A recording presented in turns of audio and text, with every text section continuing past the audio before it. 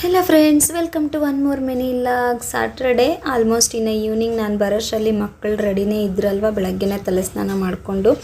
And even Saturday ಏನಾಗುತ್ತೆ ಅಂದರೆ cutie ನಾನು ಬರೋಷ್ಟರಲ್ಲೇ ಒಂದು ಸಲ ಬ್ರೂಮ್ ಮಾಡಿಬಿಟ್ಟು ಮನೆಯಲ್ಲಿ ನಾನು ಬರೋದು ಲೇಟ್ ಆಗುತ್ತೆ ಅಂತ 6:30ಗೆ ದೀಪ ಹಚ್ಚಿ ರೆಡಿಯಾಗಿರ್ತಾಳೆ. ಇನ್ನು ಎಲ್ಲರೂ ಸೇರಿ ದೇವಸ್ಥಾನದ ಹತ್ರ ಆದರೆ ರೀಚ್ ಆಗಿಬಿಟ್ವಿ. ಬಟ್ ಮಳೆ ಬರ್ತಿರೋ ಕಾರಣದಿಂದ ನಾವು ರೀಚ್ ಆಗೋಷ್ಟರಲ್ಲಿ ಆಲ್ಮೋಸ್ಟ್ 9 o'clock 9:15 ಆ ಟೈಮ್ ಆಗಿತ್ತು. ಸೊ ಇವ್ರೇನಂದರೆ 9:30ಗೆ ಕ್ಲೋಸ್ ಮಾಡ್ತಿರ್ತಾರೆ ಇಲ್ಲಿ. ಅದು ಏನಕ್ಕಂತ ಗೊತ್ತಿಲ್ಲ ನನಗೆ. ನನ್ನ ಪರ್ಸ್ನಲ್ ಫೀಡ್ಬ್ಯಾಕ್ ಏನಂದರೆ ಸ್ಯಾಟರ್ಡೇನಾದರೂ 10 ಗಂಟೆ ತನಕ ಓಪನ್ ಮಾಡಿದ್ರೆ ಒಳ್ಳೆಯದು ಅನಿಸುತ್ತೆ. ನಾನು ಡೈರೆಕ್ಟ್ಲಿ ಇಲ್ಲಿ ನಮಗೆ ಆ ಸ್ವಾಮೀಜಿ ಸ್ವಲ್ಪ 11 ಇಯರ್ಸಿಂದ ಪರಿಚಯ ಆಗಿದ್ದಾರೆ ಇದೇ ಏರಿಯಾದಲ್ಲಿರೋದ್ರಿಂದ ಅದನ್ನು ಕೊಡ್ತಾನೇ ಇರ್ತೀನಿ.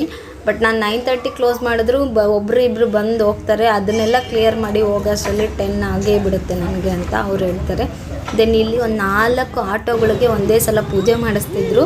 ಅವ್ರು ವಿಡಿಯೋ ಮಾಡ್ತಿದ್ರೆ ನಮಗಿರೋ ರೂಢಿ ಆಗಿಬಿಟ್ಟಿದೆ. ವಿಡಿಯೋ ಮಾಡಬೇಕಾದ್ರೆ ಹಾಯ್ ಹೇಳೋದು ಆ ಥರ ಹೇಳಿದ್ದಕ್ಕೆ ಅವ್ರು ಮತ್ತೆ ಇನ್ನೊಂದು ಸಲ ಮಾಡಿದ್ರು. ಸೊ ಅದಕ್ಕೆ ಅವರು ಸ್ಪೆಷಲಾಗಿ ಒಂದು ಸ್ವೀಟ್ ಎಕ್ಸ್ಟ್ರಾ ಕೊಟ್ಟರೆ. ಸೊ ಇವರು ಒಬ್ಬರೇ ಯಾರೋ 4 ಆಟೋಗಳನ್ನ ಫ್ರೆಂಡ್ಸೋ ಇಲ್ಲ ಏನೋ ತೊಗೊಂಡಿದ್ದಾರೆ. ಬ್ಯಾಚ್ ವೈಸ್ ಪೂಜೆ ಮಾಡಿಸ್ತಿದ್ರು ಶ್ರಾವಣ ಮಾಸ ಅಂತ ಹೇಳ್ಬಿಟ್ಟು.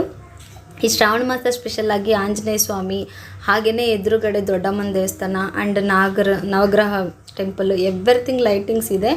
ಆ್ಯಂಡ್ ಈ ಥರ ಇವತ್ತಿನ ಈವ್ನಿಂಗ್ ವ್ಲಾಗ್ ಅಂತೂ ಮುಗೀತು. ದೇವಸ್ಥಾನ ಪೂಜೆ ದರ್ಶನ ಅಂತೂ ಮುಗೀತು. Do subscribe.